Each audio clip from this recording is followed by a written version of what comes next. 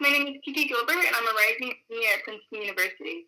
I'm major in African American Studies, and it's my delight to virtually interview Reverend Tracy Blackman for this project. Reverend Blackman This meeting not is being only recorded. senior pastor of the congregation in Missouri, but she's also a registered nurse to 25 You years are old. muted. You can She's mute also or the unmute Minister yourself of by Justice pressing and a star local minister 6. for the United Church of Christ, as well as an advocate for community engagement and change.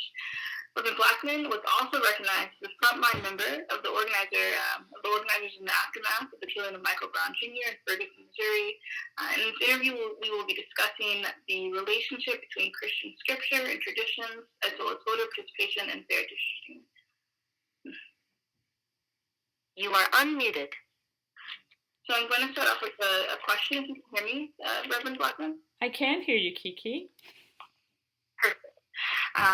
From your perspective, what is a Christian understanding of an individual's responsibility to fellow citizens, if there is such a responsibility? So I can hear you, but I didn't understand your question fully. Can you repeat it? Of course. According to Christian doctrine, do we have a responsibility to our fellow citizens, to our community members, in order to uphold a conception of justice, a conception of what is right or what is wrong? What do we owe to other people according to Christian doctrine? Oh, thank you for that question. I think that the relationship between humanity and one another, as well as the relationship between humanity and God, of course, are chronicled from the beginning of Scripture when God says to us as humankind that we have dominion over creation, over the environment, over the land, but dominion not as in authority to lord over, but as stewardship of. So I think that that is embedded from the beginning of Christian scripture and continues throughout Christian scripture in every iteration that we see play out in text. So even if we go to from the Genesis account of that to Noah and the flood, right? The same commands that were given to Adam, the beginning of humanity, are given to Noah once the ark is reopened, and Noah is once again charged with care and tending for creation and for humanity. And that plays all the way through the First Testament into the Second Testament when the teachings and the ways of Jesus to the necessity of care as a definition of what it means to be faithful in following the teachings of Jesus and also faithful to the teachings of God. So I think that our obligations to one another and our obligations to community are inescapable if we are following along the lines of Christian scripture. Thank you for that response. Speaking on this question of care and of being faithful to doctrine, can you talk a little bit about the importance of electoral participation as a Christian? What does it mean to vote, and what does it have to do with caring for one's fellow neighbor, according to you? Well, absolutely. The prophet Micah says in the First Testament that what the Lord requires of us is that we do justice and that we love mercy and that we walk humbly with our God. And that's a scripture that I have really taken to heart. One of the ways that we do justice in our current context is by engaging in the electoral process. We are governed, we are a country that are governed by laws, and we are, in some ways, those laws are enforced and sometimes even interpreted by the people that we put in office. Those people that we put in office elect who our Supreme Court justices are. They decide what municipalities receive what services and how they receive those services and how money is allocated. And all of these are issues of justice, issues of equity. Sometimes when we talk about justice, it can be confusing because justice is also what we talk about when we're saying right versus wrong. And that's certainly a part of it. But justice, in terms of what it means to honor the divinity and the humanity of every human being as being valuable and worthy of care, the politics of Jesus, it means, at least in part, to treat the people's needs as holy. And one of the ways that we acknowledge the divinity of people, the humanity of people, and the needs of people as holy is by participating in the electoral process that will result in giving us representation at the highest levels of government to address the needs of the people. And for a moment, would you mind talking about the relationship of justice with privilege? One of the documents that I read online that you co-wrote were the white privilege learning pedagogical documents that you use as a manual in your church. Could you talk a little bit about what it means to address privilege alongside justice in a faith-based context? Sure. Well, privilege is, for me, the receipt of unearned and sometimes often unasked for, unrequested benefits based on one's social status or the color of one's skin. In the manual that you're talking about, we were considering white privilege and what it means in this country and indeed in this world to walk in white skin is very different than what it means to walk in skin of a darker hue. And so there are some benefits that come just by virtue of being a person who has white skin that are not necessarily open to everyone. There's an old study, not really even a study, I would call it a social experiment, called Unpacking the Invisible Knapsack. Um, I can't remember her name right now. Peggy something. I can't remember her name right now. But she lists this entire series, litanies of everyday things we do that you experience differently based on the color of your skin. So she asked questions like, have you ever been in a store and had to wonder if someone was following you, some security was following you, not because you did anything wrong, but based on the color of your skin? Have you ever feared being stopped by the police as something that could end up being detrimental to your health or controversial for you? Have you ever been assumed to be in your position based on affirmative action or some special circumstance based on the color of your skin? And she asked these questions because those are not realities for people who live in white skin normally. It doesn't mean that everyone who is white has life better than everyone who is black or brown. It doesn't mean that. But it means that we live in a system of inherent biases, and there are some biases that are inherent with having white skin that cause one to have privileges that are not present for biases that are inherent for people who have brown or black skin. And thinking about these inherent biases, I feel like that's very much intertwined with the conversation on redlining. Thinking about how different districts are divided unfairly due to questions or identities of race or class, other kinds of backgrounds or social identities. Have you seen effects of redlining in your own home community or in your own faith-based space? Well, I am a child of Birmingham, Alabama, and I was born in the 60s. So I lived most of my life in a community that was segregated.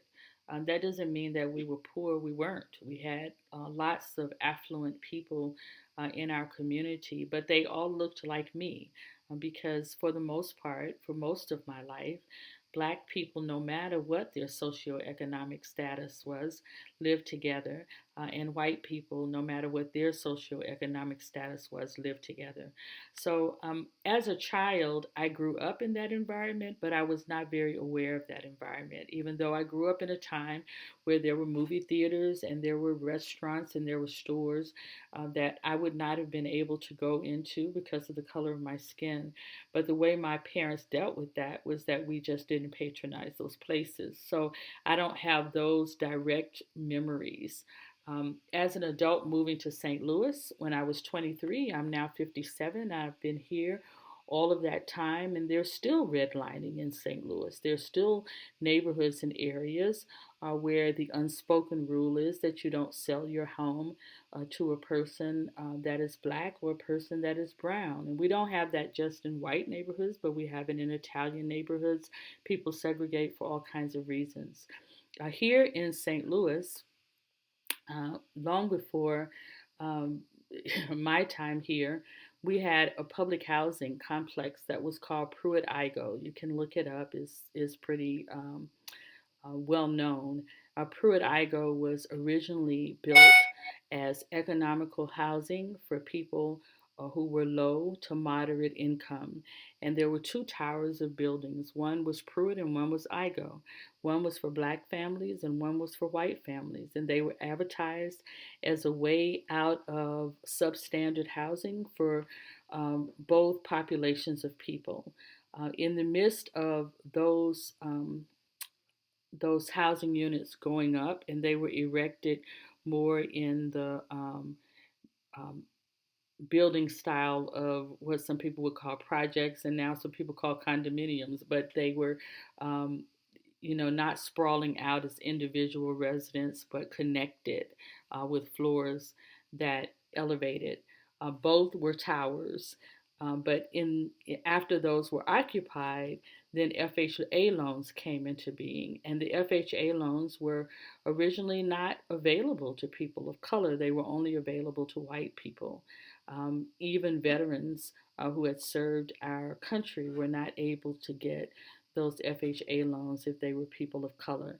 And so, what happened in that movement was that the white people in Pruitt-Igoe began to move to the suburbs and move further out from the city because now they had loans where they could buy houses. And everyone, I won't say everyone, but let me just say, I believe that for many people, the purchasing of a home is the beginning of financial stability because that might be your first investment.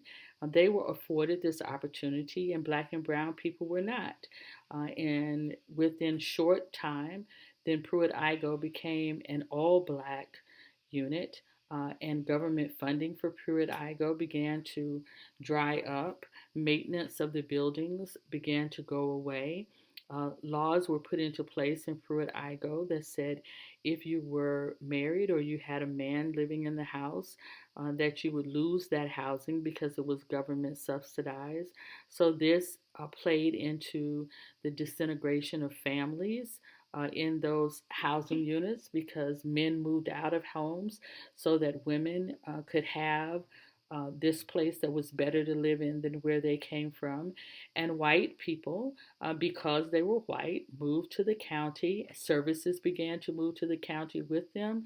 Employers began to move to the county with them, which made it impossible for those black men and women who were employed in those companies to easily get to their job. We didn't have lots of mass transportation in St. Louis. And so it's one of the ways that I saw through history, and I still see the repercussions of redlining in St. Louis.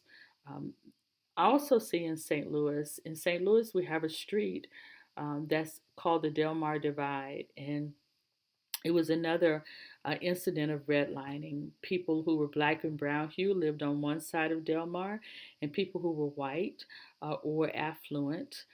So there were some black people on the south side of Delmar. But across that one street in the city of St. Louis, there's a 26-year lifespan difference between the life of a white man on the south side of Delmar and the life of a black man on the north side of Delmar.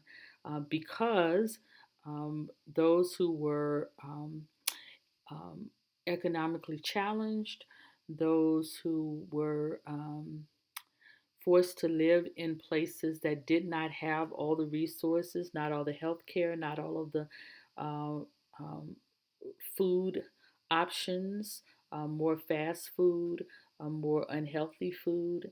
All of those things played into the impact on the lifespan across that line, and that line remains today. Um, the other impact of redlining that comes straight to mind is that in St. Louis, as in many cities, the educational system is based on property taxes. And so if you redlined people who are economically challenged, and whether that economic challenge comes because of race or lack of access to those things that would put you in a better state of being, and then you make the educational system based on the property taxes that they pay versus the property taxes that wealthy people pay or more established people pay or people who have higher paying jobs, then you perpetuate generationally uh, an, um, an inequity in education that then continues to perpetuate the economic disparity between people of different hues. So it's all over, and I don't think that's just in St. Louis. I'm sure it's in New Jersey as well. I've been to Princeton. Princeton is a very affluent area, and you have to leave Princeton actually to really get into the disparities that are racial and ethnically biased in even that area as well.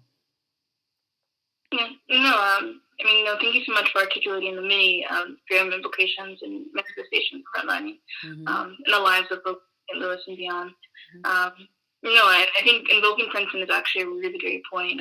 Princeton does have a small, impoverished local community or a low-income community, mostly of color. A number of them are actually immigrants from Guatemala who live in this particular suburb of Princeton, but they're often for reasons that are perhaps obvious, but often like not discussed when it comes to like erecting policies in Princeton or talking about resource distribution. And then also there is gentrification that's happening in Princeton around this community that's not often talked about as well. But regardless, thinking about healthcare, thinking about educational disparities and economic disparities as well, and how all of these things influence the likelihood that someone is going to go vote on election day. Could you talk a little bit about the difficulties of getting to the polls if you are wading through the challenges of living in a particularly economically challenged community, and some of the things that you've done to combat these difficulties and influencing folks to vote, even if they're going through the manifestations of oppression in their own lives? Yeah, absolutely. I think particularly at this time in our history, there are a couple of challenges that we must address in that way. Um, First of all, um, for some, for some, there is a lack of motivation to vote because there is a lack of hope.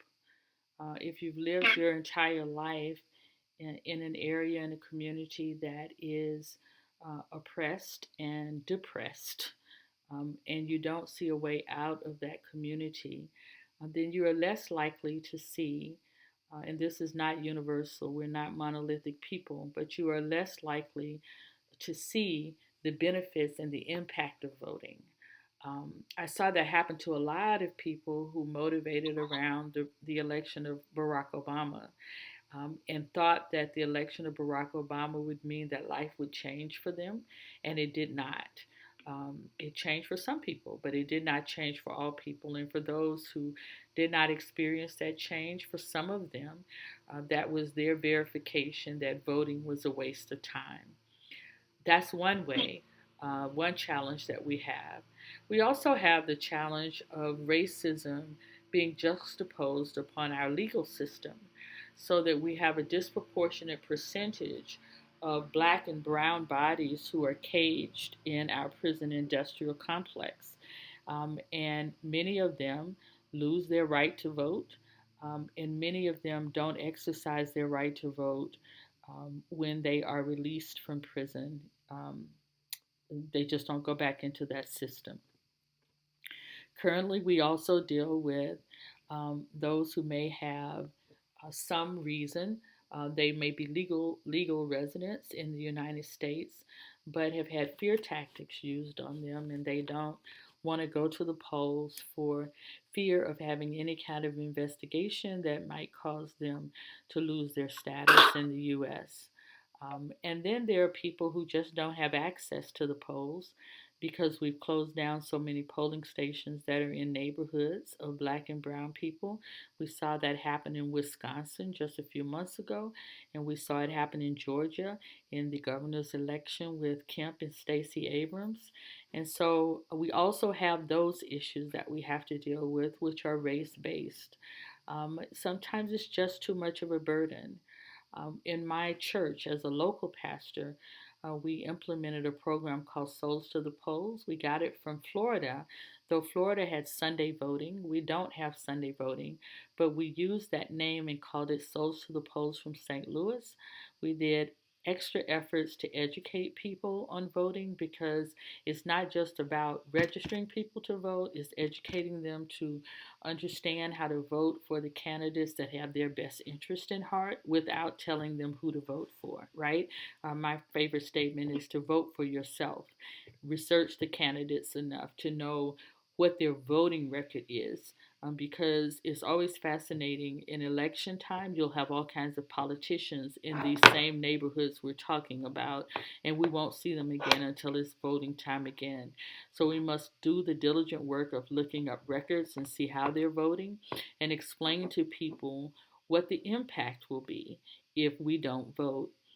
It's not going to be that hard to explain the impact in this current cycle because under this current administration, we have suffered more setbacks collectively as black and brown people, and I would suggest as people in general, we've experienced more setbacks than we ever have. And so our only way to remedy that is to get people out to the polls to vote and ask them to vote for themselves. I'm not going to tell you to vote for Republican or a Democrat because quite frankly, neither is perfect. But if you put your interest and the interest of your family and the interest of your people in the forefront of your mind, then the options become more clear. Okay. Thank you so much for that response. So the last question I actually want to ask is related to COVID-19. So I saw that you have been fighting the good fight for a long time in regards to ensuring that there are equitable and fair accesses to healthcare across poverty or racial lines. Could you speak more about how you think COVID-19, one, will impact our society, or how it will continue to reveal things about our society that are often not discussed in public forums, and perhaps more personally, could you talk about the effect of COVID-19 on voting? Do you think folks are going to start voting more so with COVID-19's impact in mind? How do you think it will change the way that we vote as a people, as a community, within your community, et cetera, et cetera? I have a lot of thoughts about that, Kiki. Yeah. So let's go from dreary to more hopeful. Is that okay? It's a great way to end. I've been watching. I have been watching the map. I've been juxtaposing the infection rates and the death rates of the map over the political map.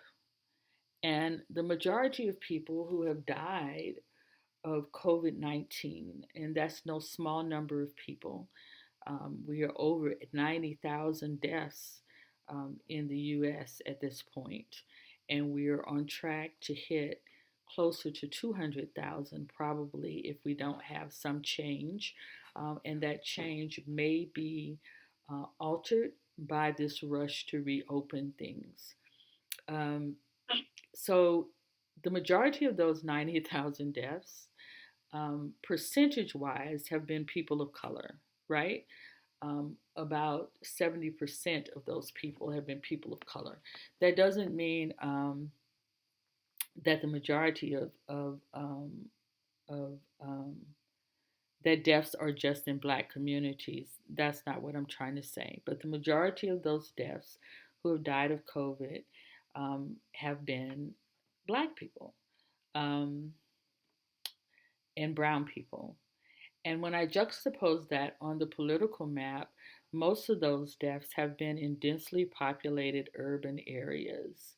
And most of those densely populated urban areas, not all of them, but the vast majority of them have been blue areas, right?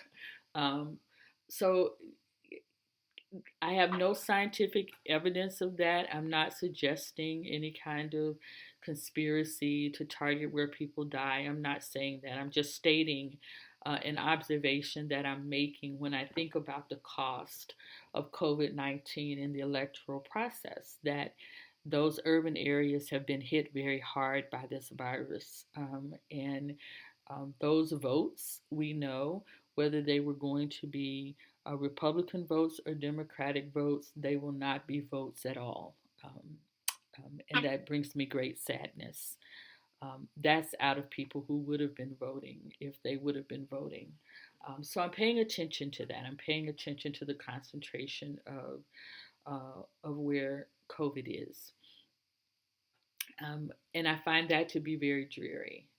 Um, this is dreary, but I find it to also be hopeful that COVID has not just exposed the vulnerability of different affinity groups of people, whether that be by race or whether it be by age or whether it be by class or whether it be by comorbidities, whatever you're looking at. COVID has laid bare for us those who are most vulnerable and those who are not most vulnerable. And the practices of our administration have laid bare also the value that our current elected officials place on life and don't place on life. So we are reopening our country not because our numbers have decreased, not because the death rate has been sustained in a decline, not because infection rates have sustained in a decline, not because we have secured enough PPE equipment to say that everyone can wear a mask, not just be asked to wear a mask, but has access to a mask, has access to sanitizer and those things that we need to keep ourselves safe. We are not opening back up because we found a vaccine. We are not opening back up because we've even discovered everything there is to discover about this virus.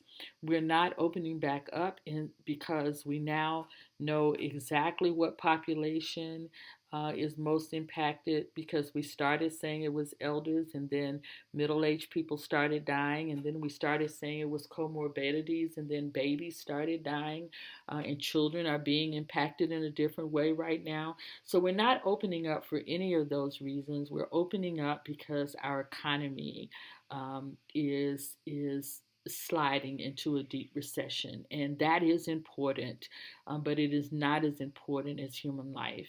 And even in the sliding into this deep recession, our answer to that is to pour money into big businesses and pour money into opportunities for those who already have more than they need to reach more.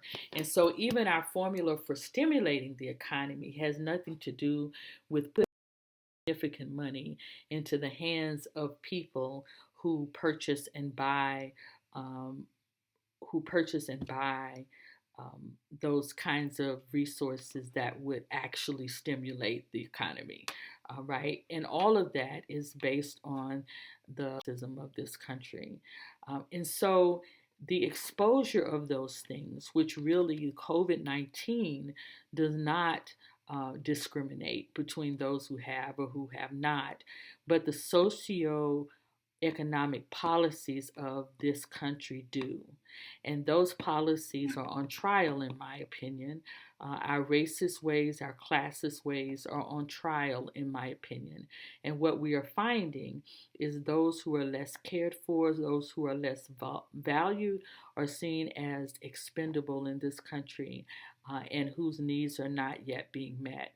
And so, what I'm hoping, which is hopeful for me, what I'm hoping is that once again, the laying bare of this will motivate people to go to the polls, um, to change their own um, projections for a future by voting for people who can impact their lives in a different way. And that won't stop with just pulling the lever for someone different than who we have. But it has to be a consistent and constant pressure, not just from the White House, but from the White House to the State House, to the schoolhouse, to every election we have. We have to hold candidates responsible in a different way. And we know that life can be different because when the economy was pressured, then all of a sudden we figured out how to give people money who weren't working. When the economy was pressured, all of a sudden we started having conversations about how to make sure those who have insurance or can afford insurance or not are taken care of as far as their health is concerned. And if we can do that in moments when those who have the most are threatened, and that's the only reason we did it, then we certainly can do it so that everyone has a quality of life.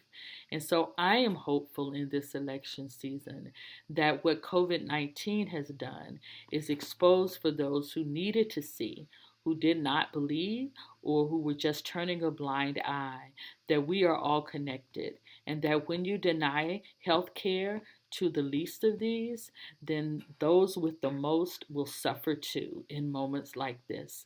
And when you deny people the right to make a living wage, then what happens when we have pandemics or even epidemics that take us to the brink of disaster, what happens is those people who are the vast majority, who are not in the 1%, have less than $400 in liquid cash and become a burden on our systems rather than a blessing to our systems.